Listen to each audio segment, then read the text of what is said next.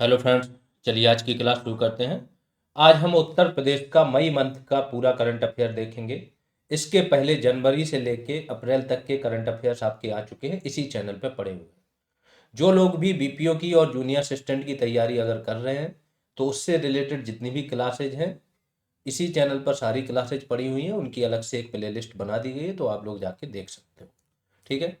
कल आप लोगों को जो भी पेड बैच के बीपीओ के स्टूडेंट थे सबको जो आपकी उत्तर प्रदेश की स्कीम्स हैं उन पर एमसीक्यूज क्लासेज चल रही थी, तो उसका पार्ट 3 प्रोवाइड करा दिया गया था। जिन्हें नहीं मिला है वो पेड बैच में जाए, वहाँ पर लिंक मिल जाएगी टेलीग्राम पे, और ऐप पर भी वो प्रोवाइड करा दी गई, वहाँ पे मिल जाएगी आपको। ठीक है, तो चलिए स्टार्ट करते हैं। सबसे पहला क्या है? Pilibhit tiger reserve. क्योंकि ये हाल में चर्चा में था, और जब कोई भी स्थान या कोई भी वस्तु स्थान कुछ भी चर्चा में रहे तो उससे स्टैटिक पोर्शन रहता है वो, लेकिन क्वेश्चन पूछने की संभावना बढ़ जाती है। तो इसके बारे में जान लेते हैं कहाँ है क्या है। तो उत्तर प्रदेश के 3 जिलों में यह विस्तृत है: पीलीभीत, लखीमपुर खीरी और बहराइच। इसका क्षेत्रफल 700 स्क्वायर किलोमीटर है। इससे अधिक है। तेंदुओं और बाघों का निवास स्थल है। इस रिजर्व का उत्तरी किनारा, ये क्वेश्चन बहुत बार पूछा जा चुका है, इसके बारे में नहीं पूछा है। अदर जो टाइगर रिजर्व हो गए, आपके नेशनल पार्क हो गए, वाइल्ड लाइफ सेंचुरीज हो गई, उसके बारे में ये क्वेश्चन आ जाता है आज की डेट में। अब थोड़ा डीपली जाने लगे तो ये लोग पूछने लगे कि इसकी सीमा कोई नदी अगर बनाती है तो वो पूछ लेते हैं। तो इसके बारे में जानो कि इसका उत्तरी किनारा भारत नेपाल सीमा पर स्थित है, जबकि दक्षिणी सीमा शारदा और खकरा नदी द्वारा चिन्हित है। एक और चीज, उत्तर प्रदेश में टोटल अभी तक 4 टाइगर रिजर्व हैं। टाइगर रिजर्व उन्हीं क्षेत्रों को घोषित किया जाता है जहां पर टाइगर हों। ठीक है। इसके अलावा टाइगर, अब टाइगर कहां होंगे सोचो, वो रिजर्व एरिया होंगे। इंडिया में 4 टाइप के रिजर्व एरिया होते हैं: national park, wild life sanctuaries, conservation reserve और कम्युनिटी रिजर्व। ठीक है, ये 4 प्रकार के रिजर्व क्षेत्र होते हैं जहां पर आपको हर एक चीज करने की अनुमति नहीं मिलती है। नेशनल पार्क में तो कुछ भी नहीं मिलता है, वाइल्ड लाइफ सेंचुरी में थोड़ा बहुत पर्यटन वगैरह इन सब की आपको अनुमति मिल जाती है। तो जो नेशनल पार्क और वाइल्ड लाइफ सेंचुरीज होते हैं, अधिकतर इन्हीं कोई ही एरिया को मिला के, जिस एरिया में टाइगरों की संख्या ज्यादा हो, वो रह रहे हो, वो मिला के बना दिया जाता है टाइगर रिजर्व। यूपी का, पूरे देश का 53वां, 53rd, चूंकि मुझे याद है जब बंदरोगा की तैयारी चल रही थी उन लोगों को ये मैंने पढ़ाया था। रानीपुर टाइगर रिजर्व देश का ये 53वां था उस टाइम पे, और यूपी का ये 4th था, ये बना था। इसके बाद 5वें की बात हो रही है, सोहेलवा। सोहेलवा वन्यजीव अभ्यारण्य में कुछ टाइगर देखे गए हैं, तो इसकी बात हो रही है कि इसको भी टाइगर रिजर्व बनाया जाए। टाइगर रिजर्व बनाने का प्रोसेस राज्य स्टार्ट करता है, लेकिन final permission wild life board देती है, तो वहां से मिलती है। ठीक है। आप लोगों को कमेंट सेक्शन में बताना है कि यूपी के बाकी के, पीलीभीत आपने पढ़ लिया, रानीपुर मैंने बता दिया, बाकी के बचे हुए 2 टाइगर रिजर्व कौन कौन से। अगले उस पर चलते हैं। उत्तर प्रदेश में साइबर पुलिस स्टेशन। साइबर क्या होता है? आजकल जितना भी इलेक्ट्रॉनिक मीडियम हो गया, इलेक्ट्रॉनिक प्लस के इंटरनेट, डिजिटल मीडियम भी बोल सकते हो, इसके द्वारा अधिकतर काम हो रहे हैं, सोशल मीडिया वगैरह आ गई है, तो क्राइम भी उसी तरीके से बढ़ गए। क्राइम का देखो कैसे बढ़ गया कि आपको फोन किया जाता है, बोला जाता है आपके यहाँ पर कोई केस हो गया, पूरी टीम बैठी हुई होती है, सीबीआई की ड्रेस में, कहीं पुलिस की ड्रेस में, एक एक व्यक्ति बात करता है, सारे कानूनी पेच आते हैं, जबकि वो पढ़े लिखे नहीं होते, 10 पास 12th फेल ऐसे लोग, लेकिन वो ऐसे बात करेंगे कि अच्छे अच्छे लोगों को टारगेट करते हैं जो बड़े बड़े पदों पर रहे हैं, रिटायर्ड हो गए ये वो, और उनसे लाखों रुपए ऐंठ लेते हैं। साइबर एक प्रकार से कैद करके रखते हैं उनको 24 घंटे 48 घंटे, जब तक कि वो पैसा ट्रांसफर नहीं कर देते। अभी एक बिहार का आया था कि वो दिल्ली में रह रहा था, उसको इतना परेशान किया, इतनी सारी चीजें कैद किया। अब चूंकि उसका अकाउंट ट्रांसफर नहीं हो रहा था दिल्ली से, अकाउंट बिहार में था, तो उसको बिहार भेजा, बिहार जाके उसने निकाल के पैसा ट्रांसफर किया, बाद में वो फिर न्यूज आई। तो उत्तर प्रदेश के 57 जिलों में साइबर पुलिस स्टेशन स्थापित किया जाएगा। 18 जिले जो कि मंडल हैं, ठीक है, 18 मंडल है, लेकिन वो अपने आप में एक जिला भी है, जो मंडल जहाँ पे मुख्यालय होता है वहां पर ऑलरेडी आपके साइबर पुलिस स्टेशन है। तो 18 + 57 75 हो जाएंगे। इसका मतलब यूपी के सभी जिलों में साइबर पुलिस स्टेशन हो जाएगा। आगे चलते हैं। श्री वल्लभाचार्य जी की जयंती, क्योंकि इनकी जयंती थी, हिस्ट्री का पोर्शन है लेकिन यूपी से रिलेटेड रहे हैं तो इंपॉर्टेंट हो सकता है, यूपी जीके का भी पोर्शन। ठीक है, तो इनका जन्म 1479 ईस्वी में वाराणसी में एक तेलुगु ब्राह्मण परिवार में हुआ था। अभी जब रामलला की प्राण प्रतिष्ठा हुई थी तो आप लोगों ने देखा होगा कुछ ब्राह्मण जो थे वो दक्षिण भारत से थे, है ना। तो यहाँ जन्म हुआ था तथा मृत्यु 1531 ईस्वी में हुई थी। इनकी जयंती 4 मई 2024 को मनाई गई, यानी कि 4 मई 1479 को इनका जन्म हुआ था।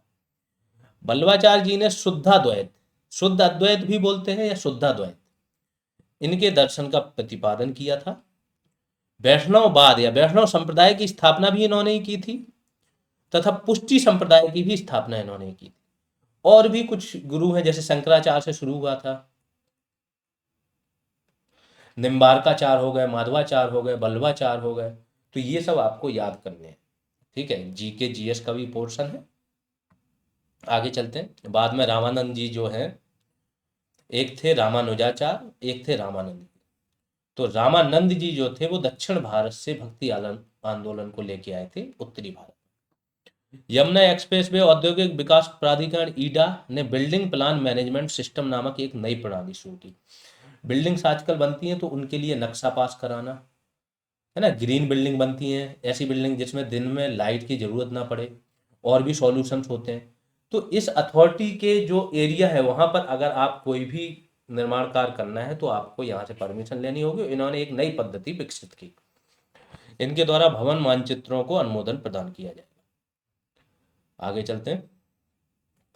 वायु प्रदूषण से मैंग्रोव पारिस्थितिकी तंत्र पर संकट, आईआईटी कानपुर। देखो, अगर जो लोग भी इधर उधर का पढ़ रहे हैं, मीन्स अगर आप जीएस की क्लासेज कर रहे हो, अगर आपने वन दरोगा की होगी, एनवायरनमेंट की होगी, तो इन क्लासों से इतना ज़्यादा फायदा मिलता है कि कोई भी पेपर हो, आपके 2-3 क्वेश्चंस ऐसे सही होते हैं जो बाकी लोग बिल्कुल उनको पता ही नहीं होता। अब मैंग्रोव का जो व्यक्ति अगर पीसीएस की तैयारी कर रहा है या यूपीएससी की कर रहा है, उसे तो जानकारी होगी, यूपीएससी वाले को भी उतनी ज़्यादा जानकारी नहीं होती। लेकिन जो वन दरोगा बैच का स्टूडेंट होगा ना, वो यूपीएससी वाला उस व्यक्ति के सामने खड़ा नहीं हो सकता है। इसमें एनवायरनमेंट के जितने भी टॉपिक थे, इकोसिस्टम के जितने टॉपिक थे, जितने आपके फॉरेस्ट्री के टॉपिक थे, उसमें यहाँ तक की डिमांड क्या है, अभी जितने भी लोग ट्रेनिंग में गए हैं वन दरोगा की, पर डे मेरे पास 8-10 मैसेज आते हैं, फोन आता है, क्योंकि इन लोगों को वही चीज ट्रेनिंग में पढ़ाई जा रही जो इनके एक्ट थे। वन्य जीव अधिनियम 1972 का, भारतीय वन अधिनियम 1927 वाला, ये सारे एक्ट इनको पढ़ाए जा रहे हैं। अब इनको जो लोग पढ़ा रहे हैं उनको कोई खास जानकारी नहीं, वो जैसे पढ़ा रहे तो इनको समझ में नहीं आ रहा, क्योंकि यहाँ जब ये पढ़ रहे थे इनको सारे एक्ट याद थे। तो अब डिमांड आ रही है कि सर वो वीडियो फिर से अपलोड करा दीजिए जो पुराने थे, और पीडीएफ तो मैंने प्रोवाइड करा दी उन लोगों को। तो ये है किसी चीज का महत्व। अभी मैं पेपर देख रहा था आपका, इसका ऑडिटर का, इसमें पॉलिटी से रिलेटेड कुछ क्वेश्चंस आए थे, जैसे कैग की स्थापना, आर्टिकल 148, बड़ा नॉर्मल था। जो भी पॉलिटी पढ़ रहा होगा, कैग अपनी रिपोर्ट किसे सौंपता है, मैंने बताया हुआ है कि कैग, सीबीसी, सीबीआई, इसके बाद ये तो हो गए मेन जो जांच वगैरह करते हैं किसी चीज का, ठीक है। कैग ऑडिट करता है सारे सिस्टम का, और जितने भी आयोग हैं आपके, यूपीएससी से लेके मानवाधिकार आयोग, जो केंद्र के स्तर के, वो सभी राष्ट्रपति को रिपोर्ट देते हैं। राष्ट्रपति उस रिपोर्ट को सदन के पटल पर रखवाता है। ठीक है, सिंपल है, सारी चीज आपकी सॉल्व हो गई कि राष्ट्रपति को, जो राज्य स्तर के होते हैं वो सारे राज्यपाल को देते हैं। अब उस व्यक्ति के लिए क्या प्रॉब्लम थी, वो आराम से लगा के चला आता।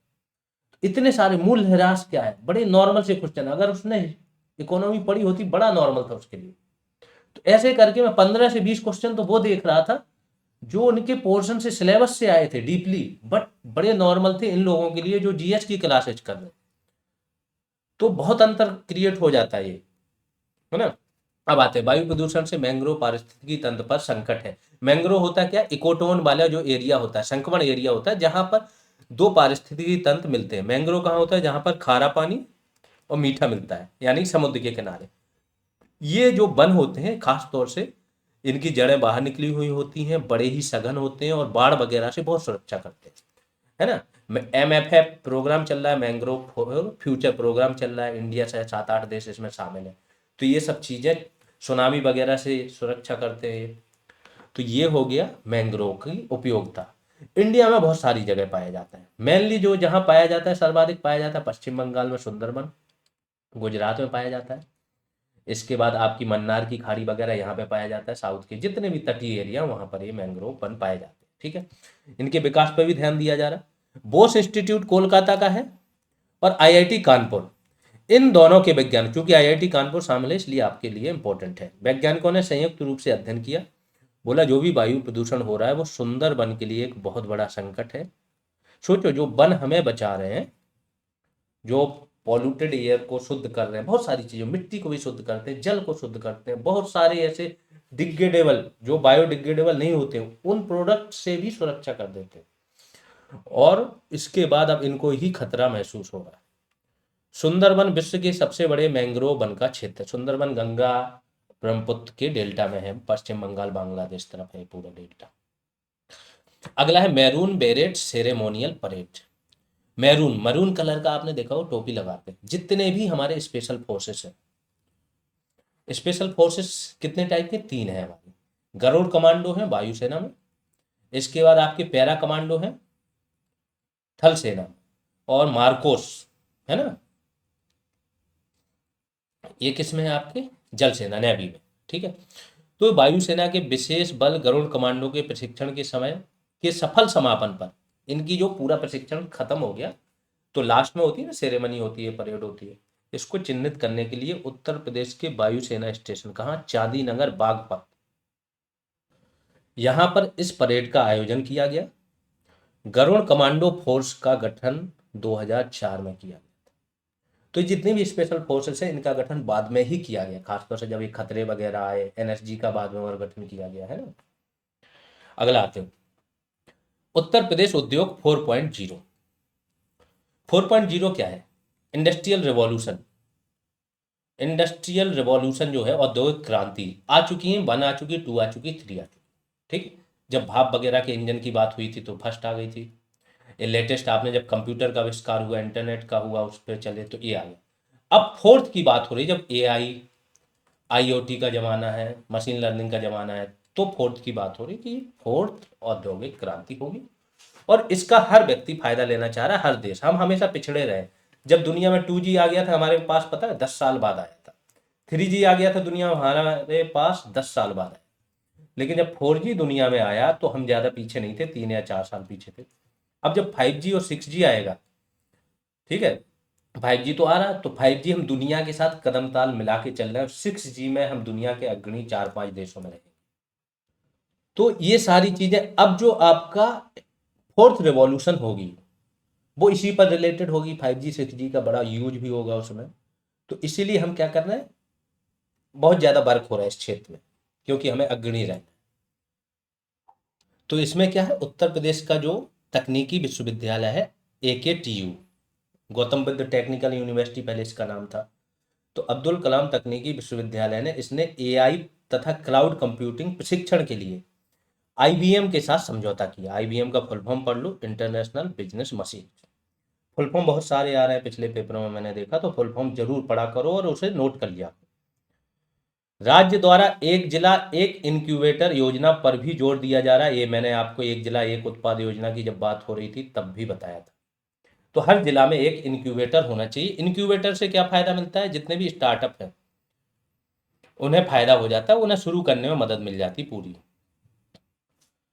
अगला है ट्रांसमिशन लाइन विस्तार में उत्तर प्रदेश शीर्ष पर। ट्रांसमिशन लाइन क्या होती है? देखो, बिजली उत्पादन और बिजली लोगों के घरों तक पहुंचाने के बहुत सारे प्रोसेस होते हैं। एक होता है उत्पादन, उसकी कंपनी अलग होती है। फिर जो होता है दूसरा डिस्ट्रीब्यूशन, डिस्ट्रीब्यूशन के बीच में एक होता है ट्रांसमिशन। तो बिजली, सपोज करो आपका बिजली आपकी कहां पर, सोनभद्र में उत्पादन हुआ, सोनभद्र से इसको भेजना है कानपुर। तो इसके लिए क्या चाहिए, ट्रांसमिशन। तो अलग एक ट्रांसमिशन कंपनी होगी, हो सकता है सेम कंपनी भी ट्रांसमिशन का कार्य करे, तो बिजली तार वगैरह खंभे ये सब लगाएगी, वहां तक भेजेगी। फिर तीसरा होता है डिस्ट्रीब्यूशन। उसके लिए फिर एक अलग कंपनी, अलग कर्मचारियों की जरूरत पड़ती है, क्योंकि वो घर घर जाके मीटर वगैरह लगाना, घर घर में कनेक्शन देना, इसके बाद उनसे बिल वगैरह वसूल करना, ये पूरा सिस्टम होता है। तो Uttar Pradesh power transmission corporation limited ने 2024 में 1460 सर्किट किलोमीटर ट्रांसमिशन लाइन का विस्तार किया है, और ये देश में सर्वाधिक है। ये देश में दिखा रहा है कि इंफ्रास्ट्रक्चर पर यूपी में कितना ज्यादा काम हो रहा है। 898 सर्किट किलोमीटर के साथ गुजरात दूसरे स्थान पे। ऐसे फैक्ट पूछे जा सकते हैं छोटे एग्जाम्स में। अगला उत्तर प्रदेश तथा लोकसभा चुनाव। ठीक है, लोकसभा चुनाव हुए हैं आपके 2024 में हुए हैं, मई जून में। ठीक है, जून में तो आ गया था, रिजल्ट आ गया था, अप्रैल से शुरू हुए थे और मई लास्ट तक आपके हो गए थे। ठीक है, तो इसके बारे में, आज़ादी के बाद भारत में अब तक कुल 15 प्रधानमंत्री हो चुके हैं, जिनमें से 6 प्रधानमंत्रियों का जन्म स्थान उत्तर प्रदेश रहा। फिर इंपॉर्टेंट है, 6 प्रधानमंत्री ऐसे रहे जिनका जन्म यूपी में हुआ है। उससे भी इंपॉर्टेंट क्या है, 9 प्रधानमंत्री ऐसे रहे हैं कि जब वो प्रधानमंत्री थे तो वो जहां से सांसद थे वो यूपी में जगह थी। ठीक है, लोकसभा में यूपी का प्रतिनिधित्व उन लोगों ने किया, 15 में से 9। वर्तमान में अभी नरेंद्र मोदी कहाँ का प्रतिनिधित्व कर रहे हैं, वाराणसी का, जो यूपी में। एक मैंने बताया था कि 18वीं लोकसभा का भी चुनाव हुआ है और 18वीं विधानसभा का भी चुनाव आपका यूपी में हुआ था, जो पिछला हुआ था। तो इसमें कोई कंफ्यूज मत होना। इसके बारे में जो चीजें आपको जाननी मैंने पहले बताया था, विधानसभा अध्यक्ष, उपाध्यक्ष अगर कोई है तो, विधान परिषद अध्यक्ष, नेता विपक्ष के बारे में जान लेना, यहाँ से क्वेश्चंस आ रहे हैं। और थोड़ा और जानना है तो जो विधानसभा है उसमें एससी के लिए टोटल सीट है और एसटी के लिए।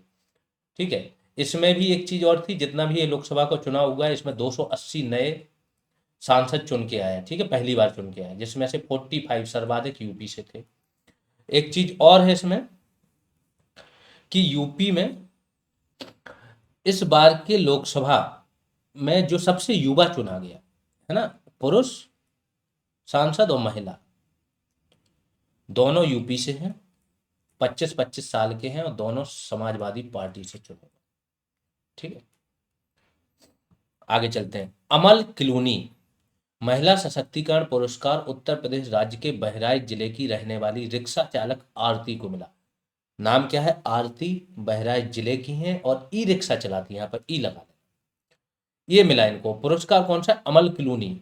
इंपॉर्टेंट क्यों हो जाता है, ये पुरस्कार दिया किस व्यक्ति ने, ब्रिटेन के राजा चार्ल्स तृतीय, इस टाइम चार्ल्स ही है राजा, इनके द्वारा दिया गया, इसलिए इंपॉर्टेंट है क्योंकि बड़ा पुरस्कार है और एक गरीब घर की महिला को मिला है ना। और ये पुरस्कार लेने भी गई थी ई रिक्शा।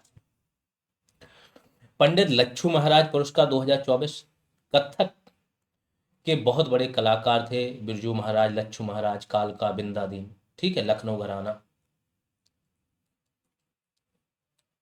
संस्थापक वाजिद अली शाह। है ना, ये सब चीजें आपको पता होनी चाहिए। तो इन्हीं के नाम पर पुरस्कार हो गया। पंडित लच्छू महाराज पुरस्कार 2024 किसे मिला, पंडित राजेंद्र गंगानी, ये भी कथक नर्तक। अगला, भारतीय कुश्ती महासंघ एथलीट आयोग के अध्यक्ष के रूप में नरसिंह पंचम यादव वाराणसी को चुना गया। नाम इंपॉर्टेंट है, नरसिंह यादव थे, आपको पता नहीं होगा। सुशील कुमार जेल में इस टाइम, एक खिलाड़ी की कुश्ती ही था, नया पहलवान था, बच्चा था, बहुत अच्छे तरीके से नेशनल लेवल पे खेलने लगा था, तो जबरदस्त तरीके से उठ रहा था ऊपर। सुशील कुमार ने 2 मेडल जीते, एक सिल्वर एक ब्रॉन्ज ओलंपिक में, और बड़े अच्छे पहलवान थे। इनसे बर्दाश्त नहीं हुआ, छतरपुर में स्टेडियम है वहां पर इन्होंने मारा उस लड़के को, मौत हो गई थी ये जेल में। क्योंकि ऐसा माना जाता है ये जो एरिया है पंजाब का और आसपास हरियाणा का, सारे पहलवान अधिकतर यहीं से यही जीतते, तो इनका एक कार्टेल टाइप का बन गया था। किसी बाहरी व्यक्ति, अब चूंकि इंडिया में क्या होता है, हर स्तर पर आपका हमेशा आपको देना पड़ेगा, टेस्ट देना पड़ेगा, तब जाके जाओगे। तो नरसिंह पंचम यादव क्या है, क्वालिफाई हो गए, जिस कैटेगरी में ये खेलना चाह रहे थे, क्योंकि इन्होंने शुरुआत में कह लिए तो ये क्वालिफाई नहीं है। थोड़ी कंट्रोवर्सी हुई, बहुत अच्छे पहलवान थे, लेकिन इनके खाने में कुछ ना कुछ ऐसा मिला दिया गया कि ये डोप टेस्ट में फेल हो गए, ओलंपिक नहीं खेल पाए और इन पर बैन भी लग गया। और ये यूपी के रहने वाले हैं, ठीक है। अभी आपका बहुत सारा विवाद भी चल रहा होगा, आपको पता होगा, गोंडा के एक सांसद हैं, उनके वो अध्यक्ष थे इसके। तो अब चूंकि नरसिंह पंचम यादव नाम क्यों इंपॉर्टेंट है कि इन्हें बनाया गया भारतीय कुश्ती महासंघ एथलीट आयोग के अध्यक्ष, ठीक है। ये स्टोरी थी। प्रोफेसर मोहम्मद रेहान को 3 वर्षों के लिए राष्ट्रीय सौर ऊर्जा संस्थान के नए महानिदेशक के रूप में चुना गया। राष्ट्रीय सौर ऊर्जा संस्थान, अंतरराष्ट्रीय सौर ऊर्जा, आपने पता होगा ISA, इंटरनेशनल सोलर अलायंस, है ना। इंडिया में इसका मुख्यालय, पहला ऐसा संस्थान था इंटरनेशनल संस्थान जिसकी स्थापना हुई थी, इंडिया में मुख्यालय था। यह इसी के अंतर्गत राष्ट्रीय सौर ऊर्जा संस्थान है और इसके महानिदेशक कौन बने? प्रोफेसर मोहम्मद रेहान। वाराणसी में, BHU वाराणसी में एक चित्रकला प्रदर्शनी का आयोजन हुआ था जिसको नाम दिया गया था योग सूत्र। इतना ही है, इसमें कुछ ज्यादा आपके लिए काम का था नहीं, तो इतना ही करा दिया गया कि सामूहिक चित्रकला प्रदर्शनी का आयोजन हुआ था। कहाँ हुआ था? BHU में, और नाम क्या था? योग सूत्र। अगले उस पे आते हैं, ये इंपॉर्टेंट है। पहला अंतर्राष्ट्रीय कृषि व्यापार मेला, CII, बहुत बड़ा एक कन्फेडरेशन है, महासंघ है व्यापार वाणिज्य का भारत का। इसके द्वारा कृषि भारत 2024 इसका नाम दिया गया, ठीक है। अंतर्राष्ट्रीय कृषि व्यापार मेला है, नाम क्या दिया गया? कृषि भारत 2024, CII ने आयोजन किया था। इसका आयोजन लखनऊ उत्तर प्रदेश में किया गया, इसलिए इंपॉर्टेंट है। स्वदेशी मोबाइल अस्पताल भीष्म, ये क्या? मोबाइल यहाँ पे लग जाए, मोबाइल का मतलब ये नहीं होता कान में लगा लिया आपने, मोबाइल का मतलब मूविंग, आप मूव कर सकते हो, कहीं भी लेके जा सकते हो उसको, ये होता है मोबाइल का मतलब, ठीक है। तो बीच में एक DRDO ने ऐसा अस्पताल बनाया है जिसे आप कहीं भी ले जा सकते हो, ठीक ठाक बेड संख्या होती है, तुरंत काम करने लगता है, और कितनी भी परीक्षण, कैसी भी जांच, कैसा भी इलाज आप उस अस्पताल में कर सकते हो, ठीक है। ये सारी सुविधाएं हैं। इसको भीष्म को कहाँ कहाँ अगर आप देखो तो मोदी जी गए थे यूक्रेन, तो उन्होंने जेलेस्की को भी ये दिया था भीष्म।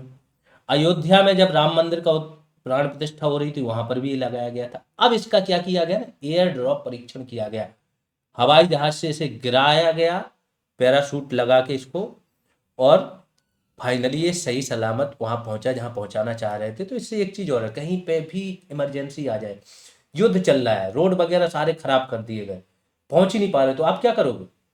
वहां पर युद्ध में दो चीजें होती है, एक राहत और बचाव कार्य भी बहुत जरूरी होता है, ठीक है। एक तो युद्ध लड़ ही रहे, प्लस जो सैनिक घायल हो रहे हैं उनका इलाज भी बहुत जरूरी है।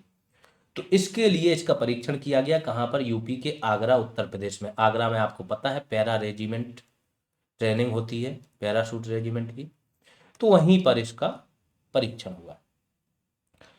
कलाम नामक ड्रोन का विकास भारतीय प्रौद्योगिकी संस्थान कानपुर द्वारा किया गया। IIT कानपुर ही जितने रिसर्च होते हैं, 2 IIT कानपुर और IIT BHU यहीं पर ही होते हैं यूपी में। तो यह ड्रोन क्या है? क्योंकि ड्रोन से यूपी PCS में एक क्वेश्चन आया था, मारक क्षमता भी पूछी गई थी, कितना वो ले जा सकता है पेलोड अपने साथ, इंपॉर्टेंट है, तो सब लोग पढ़ लें। आर्टिफिशियल इंटेलिजेंस से लैस होगा, 100 किलोमीटर दूर तक दुश्मन को तबाह कर सकता है। आगे चलते, करीब 4 किलोमीटर की ऊंचाई तक उड़ सकता है। ये 4 किलोमीटर मत देखो, 4000 मीटर देखो, ठीक है। तथा अपने साथ 6 किलो वजन तक के विस्फोटक को ले जा सकता है, बहुत इंपॉर्टेंट। अगले उसमें चलते हैं, उत्तर प्रदेश के प्रमुख व्यक्तियों का निधन। उत्तर प्रदेश के प्रमुख व्यक्ति थे, उनका निधन हो गया, उनके बारे में जानना जरूरी है। माहेश्वर तिवारी प्रसिद्ध साहित्यकार एवं गीतकार थे। इन्हें यश भारती पुरस्कार एवं उत्तर प्रदेश हिंदी संस्थान के साहित्य भूषण पुरस्कार द्वारा सम्मानित किया जा चुका है। दूसरे अतुल कुमार अंजान, भारतीय कम्युनिस्ट पार्टी के वरिष्ठ नेता। आप लोगों को एक चीज बताएं, अभी कम्युनिस्ट पार्टी ऑफ इंडिया ज्यादा उसमें नहीं है, ठीक है, लाइमलाइट में नहीं है, जीतती नहीं चुनाव, बट इसके जो लीडर हुआ करते थे ना पुराने, किसी को भी उठा ले, इनसे ज्यादा त्याग किसी ने किया नहीं है। जेलों में रहे, इनके पास गाड़ी नहीं मिलेगी, घर नहीं मिलेगा, गरीबी का जीवन जिए इन्होंने, जैसे थे बड़े बड़े पदों पे रहे हैं, सीएम बन गए, ये मंत्री वो, इतने ये लोग थे। तो इनका नाम था ज्योति बसु जैसे लोग। अब तो ये लोग सब लोग भी वही, थोड़ा सा देश विरोधी भी ये लोग हो जा रहे हैं, क्योंकि ये किसको मानते हैं, साम्यवाद। साम्यवाद में भी इन्होंने अब साम्यवाद का मेन रूप छोड़ के ना लेनिनवाद और माओवाद, और माओ कहाँ का था, चीन। तो ये कभी कभी ना देश की जो, देश ने जो लाइन ली है उससे हटके बात कर देते दूसरे देश की, क्योंकि ये अपनी विचारधारा को नहीं छोड़। तो अब ये लोग थोड़े लाइमलाइट से या उन चीज़ों से जो इनकी होनी चाहिए थी प्रतिष्ठा, वो नहीं है, बाकी पहले बहुत थी। तो अतुल कुमार अंजान इसी के वरिष्ठ नेता थे, इनका निधन हुआ। वायु प्रदूषण रोकथाम में सुधार के लिए केंद्रीय प्रदूषण नियंत्रण बोर्ड द्वारा जारी रिपोर्ट कुल 131 शहरों में शीर्ष स्थान। दो रिपोर्टें आई हैं, कंफ्यूज मत होना। एक आया है वायु स्वच्छ वायु सर्वेक्षण, यहाँ तो नहीं है लेकिन मैं अभी उसके बारे में बता दूंगा। इसको किसने किया, एनवायरमेंट मिनिस्ट्री ने जारी किया। ये क्या है, वायु प्रदूषण रोकथाम में सुधार के लिए केंद्रीय प्रदूषण नियंत्रण बोर्ड सीपीसीबी ने किया ये, ठीक है। इसमें 131 शहरों को, जिसमें कानपुर पहले पर है, ठाणे दूसरे पर है, दिल्ली, कोलकाता, गाजियाबाद तो पहला और पांचवा इंपॉर्टेंट है, दोनों यूपी से। कानपुर सबसे इंपॉर्टेंट है क्योंकि सर्वाधिक पॉल्यूटेड सिटी कानपुर एक समय में हुआ करती थी यूपी की। दूसरा स्वच्छ वायु सर्वेक्षण, ये एनवायरमेंट मिनिस्ट्री ने जारी किया। आपको पता होगा कि राष्ट्रीय स्वच्छ वायु कार्यक्रम चलाया गया था, जिसमें PM 2.5 पार्टिकुलेट मैटर होता है, कणकीय प्रदूषण होता है, और PM10, इसको कम करना था 20 से 30% तक। कब तक, 2024 तक डेडलाइन थी, क्योंकि 2019-20 के आसपास से शुरू हुआ। 24 आ गया तो इसलिए सर्वे किया गया। सर्वे किया गया तो 3 कैटेगरी बनाएंगे। पहली बनाएगी 10 लाख से ऊपर,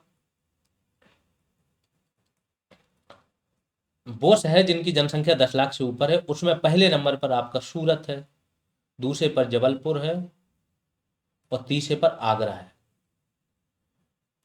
चौथे पर लखनऊ है, और पांचवें पर कानपुर है।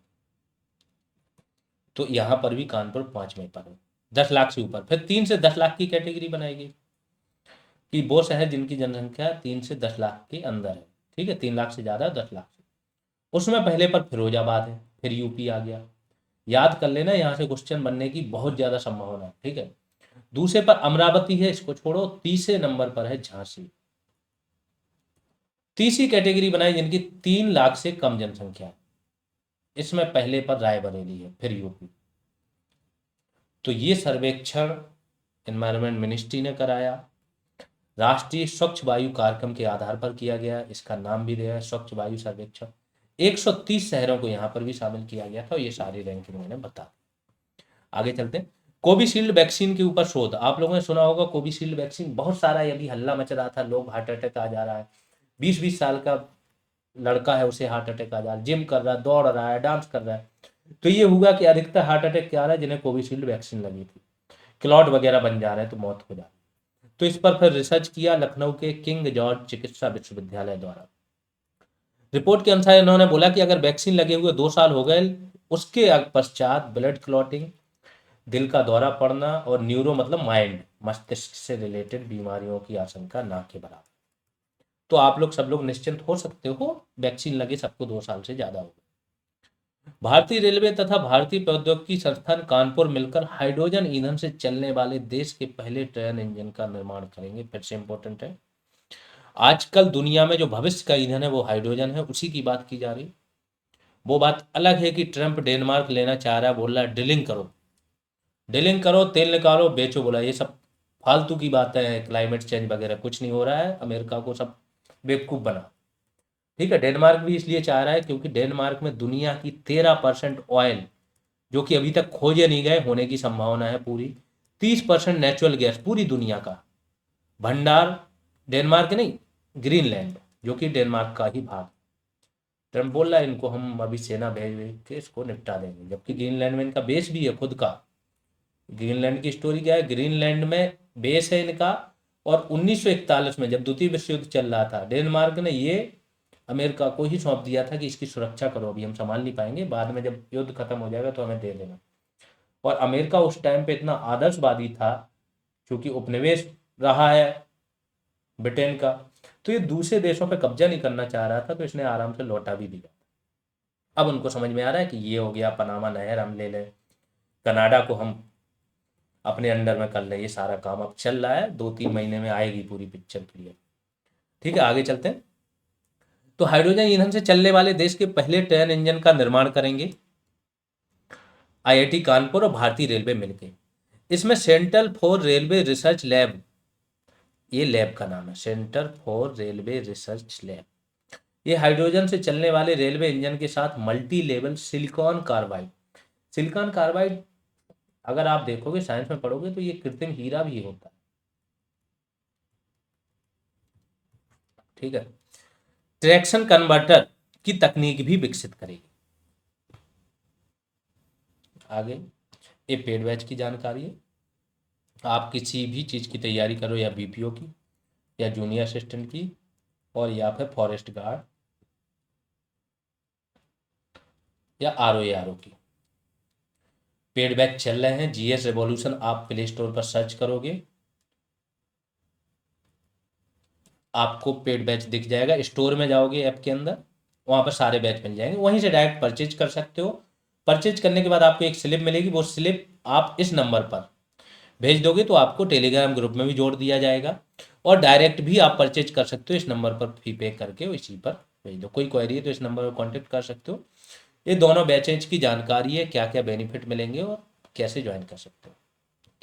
आगे चलते हैं।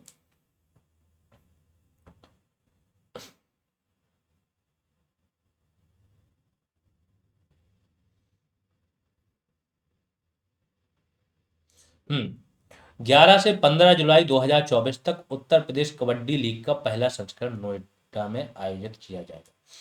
उत्तर प्रदेश कबड्डी लीग है, नाम याद रखो, देश की तो चल रही है kabaddi league, pro kabaddi league जिसे बोलते हैं, उत्तर प्रदेश की, और इसका पहला संस्करण नोएडा में आयोजित किया जाएगा, हो चुका होगा 11 से 15 जुलाई 2024 की बात। फिर डेंगू वायरस के निदान के लिए उत्तर प्रदेश के प्रयागराज में सेंटिनल सर्विलांस हॉस्पिटल लैब एसएसएचएल का निर्माण किया जाएगा। सेकंड होगी एक और प्रयागराज में ही है, और पूछ लेते हैं कभी कभी कुछ एग्जाम्स में ऐसे क्वेश्चन भी पूछ लेते हैं, तो आपको जानकारी होनी चाहिए। 17 मई 2024 को राष्ट्रीय दूरसंचार नीति अनुसंधान नवाचार और प्रशिक्षण संस्थान, फिर से इम्पोर्टेंट है, उसको ध्यान रखो, संस्थान इंपॉर्टेंट है, खासतौर से जो यूपी में अवस्थित है। तो इस संस्थान का क्या नाम है? राष्ट्रीय दूरसंचार नीति अनुसंधान नवाचार और प्रशिक्षण संस्थान, NTIPRIT ब्रिट, गाजियाबाद में अवस्थित है। इसके द्वारा विश्व दूरसंचार एवं सूचना समाज विकास दिवस मनाया गया, और ये किसके तत्वाधान में मनाया गया? International telecommunication unit ITU, जो विश्व की पूरा टेली कम्युनिकेशन का जितना भी एरिया है इसके गाइडेंस में आता है। ठीक है, मुरादाबाद में स्थित उत्तर प्रदेश राज्य विश्वविद्यालय, देखो 4 राज्य के ऐसे विश्वविद्यालय थे जिनमें जिला का नाम था, उनको उन्होंने बोला कि हमारे राज्य विश्वविद्यालय नाम को हम चेंज करना चाहते हैं, तो गवर्नमेंट ने मंजूरी दे दी थी। अब मुरादाबाद में जो राज्य विश्वविद्यालय था उसका नाम परिवर्तित करके गुरु जम्बेश्वर राज्य विश्वविद्यालय कर दिया गया है। भारतीय वन्यजीव संस्थान की रिपोर्ट के अनुसार गंगा नदी के बेसिन में, आप लोगों को एक चीज ये बतानी है, संस्थान कहाँ है? भारतीय वन्यजीव संस्थान। और जो चीज पूछता हूँ, कुछ लोग उसको, कुछ ही लोग सीरियसली लेते हैं, कुछ लोग सोचते हैं चलो आ ही गया पढ़ लिया, उनको नहीं समझ में आता है। कोई चीज आप प्रैक्टिस कर रहे हो, किसी चीज के लिए ब्रेन स्टॉर्मिंग कर रहे हो, नहीं आ रहा है तो गूगल कर रहे हो ना, वो आपको लॉन्ग टर्म याद कराता है। तो जहाँ पर हाईलाइटेड कर देते चीज़ें, तुरंत किया करो, उस चीज़ को तुरंत अप्लाई किया करो, इस आलस में मत रहा करो। कितना टाइम हो गया होगा पढ़ते हुए, जब से एक होता है ना कि समझ विकसित हो गई, 18 साल में हो गई होगी, कोई भी व्यक्ति ऐसा होगा नहीं जो 24-23 साल का ना हो, तो 5-6 साल समझ विकसित हुए हो गई होगी, तैयारी नौकरी का ट्राई भी कर रहे होगे, कितनी चीज़ें जान गए, क्योंकि आपका ये आलस ही आपको सीमित करने पर मजबूर कर रहा है। तो जब जो चीज़ें बताई जाएं कैसे करना है, हर एक चीज़ का महत्व होता है, हर व्यक्ति ट्राई किया करो। ठीक है, तो इस संस्थान की रिपोर्ट के अनुसार गंगा नदी के बेसिन में अब तक 4000 से अधिक गंगा डॉल्फिन हैं, जिनमें से 2000 से अधिक डॉल्फिन चंबल नदी में है। ठीक है, चंबल नदी फाइनली आके यमुना में मिलती है और यमुना फाइनली जाके गंगा में। ठीक, डॉल्फिनों की सुरक्षा के लिए उत्तर प्रदेश में क्या काम किया गया? चंबल में डॉल्फिन अभ्यारण्य घोषित किया गया। चूंकि यूपी ने घोषित किया तो ये यूपी वाली जो चंबल जहां यूपी वाले एरिया में बह रही होगी और उस एरिया में जहां पर डॉल्फिन होगी वहीं का घोषित होगा, जहां पर 111 गंगा डॉल्फिन हैं। ठीक है, अगला उत्तर प्रदेश राज्य में, फिर से इंपॉर्टेंट, अभी पूछा गया था जीएसटी कब से लागू हुआ था, ऑडिटर वाले एग्जाम में ही पूछा गया था। 1 जुलाई 2017 को प्रणब मुखर्जी ने आधी रात को बेल बजा के, एक बड़ी सी घंटी बजा के इसको लागू किया था, है ना। तो ये भी 1 जुलाई है और 2024 है। क्योंकि ये भी जीएसटी जितना बड़ा कानून है उससे बड़ी चीजें, ये सारी संहिता जो उपनिवेशवाद के कानून थे जिससे पूरा देश शासित हो रहा है, दंडित हो रहे हैं जो लोग क्राइम कर रहे हैं, है ना, वो सारे तीनों कानून बदल दिए गए और लागू किए गए। तो उत्तर प्रदेश में कब लागू हुए? 1 जुलाई 2024 से तीनों नए कानून, भारतीय न्याय संहिता, भारतीय नागरिक सुरक्षा संहिता और भारतीय साक्ष्य अधिनियम, तीनों लागू किए जाएंगे। उस टाइम बोला गया था, अब लागू हो गए होंगे। उत्तर प्रदेश के सभी जिलों में 75 जिलों में फॉरेंसिक लैब तैयार की जाएगी। ये बात शुरुआत में ही हुई आज की क्लास की। उत्तर प्रदेश के अमेठी जिले के कुल 8 रेलवे स्टेशनों का नाम बदल दिया गया है। पिछले आपका जो पिछले मंथ का करंट था उसमें भी बात हुई है। उसमें फुर्सतगंज रेलवे स्टेशन का नाम क्या है? Tapeshwar Nath Dham. Kasimpur halt Jais city. Jais railway station को गुरु गोरखनाथ धाम रेलवे स्टेशन कहा जाएगा। हमीदा बानो भारत की पहली महिला पेशेवर पहलवान के रूप में जानी जाती है ना। जो पेशेवर पहलवान होते हैं तो पहली महिला पेशेवर पहलवान कौन थी? हमीदा बानो। क्यों इनके बारे में? क्योंकि ये न्यूज में थी और कहाँ की रहने वाली हैं? उत्तर प्रदेश के अलीगढ़ की। 13 मई 2024 को अंतरराष्ट्रीय टेनिस परिसंघ, वो वाला करंट खत्म हो गया, अगला अंतरराष्ट्रीय टेनिस परिसंघ के जूनियर 30 टूर्नामेंट का शुभारंभ उत्तर प्रदेश के लखनऊ में हुआ। तो जितने भी शुभारंभ हुए हैं, विकलांग विश्व कप, विकलांग दिव्यांग क्रिकेट विश्व कप जो हुआ है आपका, वो भी लखनऊ के एकाना क्रिकेट स्टेडियम में हुआ है। ये भी कहाँ हो रहा है? जूनियर 30 टूर्नामेंट का शुभारंभ लखनऊ में। हाँ, कबड्डी लीग नोएडा में हो, उत्तर प्रदेश कबड्डी लीग। उत्तर प्रदेश का पहला इको फ्रेंडली कॉरिडोर बरेली जिले में बनेगा, बदायूं रोड पर बनेगा। इंपॉर्टेंट है, इको फ्रेंडली कॉरिडोर कहां बनेगा? बरेली जिले में, बदायूं रोड पर। उत्तर प्रदेश प्रगति accelerator programme यूपीपीएपी, UP Uttar Pradesh प्रगति एक्सीलरेटर प्रोग्राम किसान क्राफ्ट लिमिटेड के तहत उत्तर प्रदेश क्या कर रहा है? पिछले महीने के करंट में भी बताया गया, लो मेथेन राइस प्रोजेक्ट में शामिल हो गया। लो मेथेन होता क्या है? तो मीथेन मैंने पिछली बार बहुत डिटेल में बताई थी कैसे कैसे उत्सर्जित होती है, बहुत हानिकारक होती है, ग्रीन हाउस गैस भी होती है साथ में। ठीक है, अगर इसको मीथेन को आप सिलेंडर में बंद कर लो तो बहुत अच्छा ईंधन भी है। अब इस मीथेन, जब चावल के खेत होते हैं, धान के खेतों में पानी भरा रख के छोड़ना पड़ता है, तो इसी से ही जितना ज्यादा पानी भरा रहेगा उतनी ज्यादा मीथेन होगा। तो अब ऐसी व्यवस्था की जा रही, कम से कम पानी का यूज हो, भरा रखना ना पड़े ज़्यादा समय तक, डायरेक्ट बीज हम डालो जैसे अन्य फसलों के डालते हैं, बीजारोपण हो जाए इसका। इसीलिए लो मीथेन राइस की बात हो रही। लो मीथेन राइस प्रोजेक्ट किसका है? विश्व बैंक के 2030 वर्ल्ड रिसोर्स ग्रुप, पूरा नाम है इसका 2030 वर्ल्ड रिसोर्स ग्रुप, इसकी पहल है। और ये ग्रुप किसका है? विश्व बैंक का। यूपी पैप का उद्देश्य पूरे उत्तर प्रदेश में कृषि क्षेत्र में व्यापक सुधार लाना, किसानों की आय बढ़ाना। ये बात तो बहुत हो गई, किसानों की आय कब से बढ़ाई जा रही? 2024 तक दोगुनी करनी, 2022 तक करनी थी दोगुनी, और मुझे लगता है दोगुनी भूल जाओ, जितनी थी उससे भी कम हो रही है। इसके क्रियान्वयन में बिल एवं मेलिंडा गेट्स फाउंडेशन भी सहायता कर रहा है यूपी पैप में, इसलिए इंपॉर्टेंट हो जाता है। Bill and Melinda Gates foundation है, विश्व बैंक की संस्था शामिल है, तो इसको अच्छे से पढ़ लेना। आगे चलते हैं। आपका आज की क्लास यहीं ख़त्म होती है। बीपीओ पेड बैच की जानकारी है, ये सारी चीज़ें आपको मिल जाएंगी, देख लेना जो भी हो। और इसके बाद ज्वाइन करने का वही तरीका है, इस नंबर पर फी पे करके इस नंबर में से किसी एक पर स्क्रीनशॉट भेज देना। कोई क्वेरी है तो इस नंबर पर कॉल कर लेना।